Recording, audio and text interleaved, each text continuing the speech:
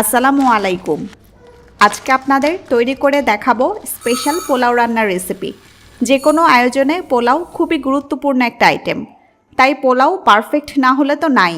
আমি এমন কিছু টিপস অ্যান্ড ট্রিক্স শিখিয়ে দেব, এতে পোলাও হবে অনেক ঝরঝরে, আকর্ষণীয়, ফ্লেভারফুল আর স্বাদে হবে দুর্দান্ত। কথা দিচ্ছি আপনার পোলাও হবে একদম পারফেক্ট। নতুন পুরাতন সকলের জন্য থাকবে সব ধরনের টিপস। তাই পোলাও ঝরঝরে, আকর্ষণীয়, স্বাদে ভালো ও ফ্লেভারফুল করতে চাইলে আমার এই রেসিপি ফলো করতে পারেন। চলুন রান্নাটি পারফেক্টভাবে শিখিয়ে দেই।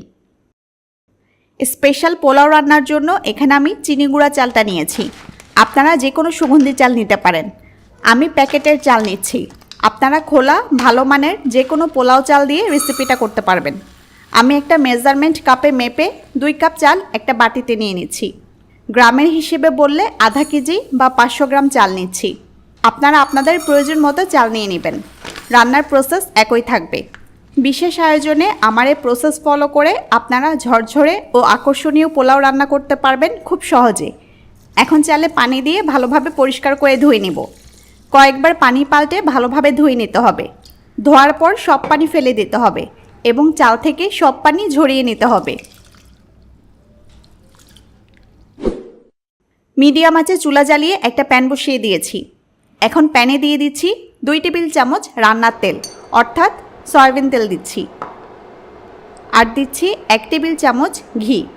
ঘি অবশ্যই দেওয়ার চেষ্টা করবেন, এতে টেস্ট অনেক ভালো আসবে ও সুন্দর ফ্লেভার ছড়াবে।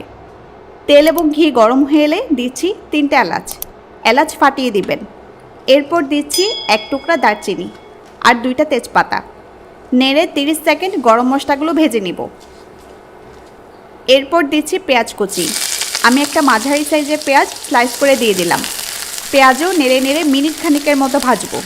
পেঁয়াজের কালার চেঞ্জ হতে দেওয়া যাবে না। পেঁয়াজ 1 মিনিটের মতো ভেজে দিয়ে দিচ্ছি 1 চা চামচ রসুন বাটা।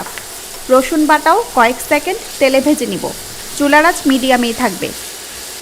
এবার ধুয়ে রাখা চালটা দিয়ে দিব। চাল আমি ধুয়ে কিছুক্ষণ ছাঁকনিতে রেখে ভালোভাবে পানি ঝরিয়ে নিয়েছি। চালে কিন্তু কোনো পানি থাকা যাবে না। সবগুলো চাল এখন আমি অনবরত নেড়ে নেড়ে তেলে ভেজে নিব। এভাবে চাল ভেজে নেওয়াটা খুবই ইম্পর্টেন্ট। এভাবে ভালোভাবে চাল ভেজে নিলে পোলাও অনেক ঝরঝরে হবে। 1.5-2 মিনিটের মতো চাল আমি নেড়ে নেড়ে ভেজে নিয়েছি। এখন পানি দিব। আমি যে কাপে মেপে চাল দিয়েছিলাম সে কাপে মেপে পানি দিচ্ছি। আপনারাও যে পাত্র দিয়ে চাল মেপে নেবেন সে পাত্র দিয়ে পানি দেওয়ার চেষ্টা করবেন, কারণ পোলাও রান্নায় পানির পরিমাণটা সবচেয়ে ইম্পর্টেন্ট। পানি কম বেশি হলে পোলাও পারফেক্ট হবে না। আর পানিটা হতে হবে ফুটন্ত গরম পানি, ঠান্ডা পানি দেওয়া যাবে না। আমি যেহেতু 2 কাপ চাল দিয়েছি তাই 2-এর ডাবল হয় 4 কাপ। পানি দিতে হবে ডাবলের চাইতে 1 কাপ কম, অর্থাৎ 2 কাপ চালের জন্য পানি দিব 3 কাপ। আর দিব হাফ কাপের মতো আগে থেকে জাল করে নেওয়া গরুর দুধ। গরুর দুধ দিলে স্বাদ অনেক ভালো হবে, তাই অবশ্যই গরুর দুধ দেওয়ার চেষ্টা করবেন। সাথে কিছু গাজর কুচি দিয়ে দিচ্ছি। একদম চিকন ও পাতলা পাতলা করে কেটেছি গাজর। আর দিচ্ছি কয়েকটা মটরশুঁটি। গাজর ও মটরশুঁটি পোলাওকে অনেক আকর্ষণীয় করে তোলে। আর আমি ক্যানের মটরশুঁটিটা দিচ্ছি। ক্যানের মটরশুঁটিগুলো আগে থেকেই সেদ্ধ করা থাকে, তবে গাজর ও মটর অপশনাল, এগুলো না থাকলে না দিলেও চলবে। আর দিচ্ছি 1 চা চামচ লবণ। এখন সামান্য নেড়ে দিচ্ছি। পানির বিষয়টা আবারও বলি, 2 কাপ চালের জন্য পানি দিয়েছি 3 কাপ। আর যদি 3 কাপ চাল নেন তার জন্য পানি দিতে হবে 5 কাপ। আর 4 কাপ চালের জন্য পানি দিতে হবে 7 কাপ।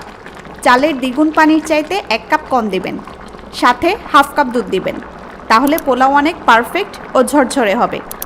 পানি দিয়ে খুব বেশি নাড়াচাড়া করা যাবে না। ঢাকনা ছাড়া আমি এভাবে কয়েক মিনিট রান্না করব। পোলাও রান্না হতে বেশি টাইম লাগে না।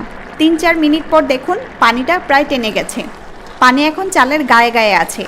হালকা একটু নেড়ে দিচ্ছি। এখন ঢাকনা দিয়ে ঢেকে দিব। আর চুলার আঁচ মিডিয়াম থেকে একেবারে লো করে দিব। বিষয়টা অনেকটা দমে রাখার মতো।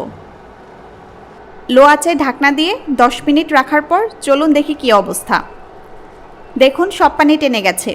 আমি একটু নেড়ে দেখাই। দেখুন অনেক পারফেক্টভাবে রান্নাটা হয়েছে। অনেক ঝরঝরে হয়েছে পোলাওটা।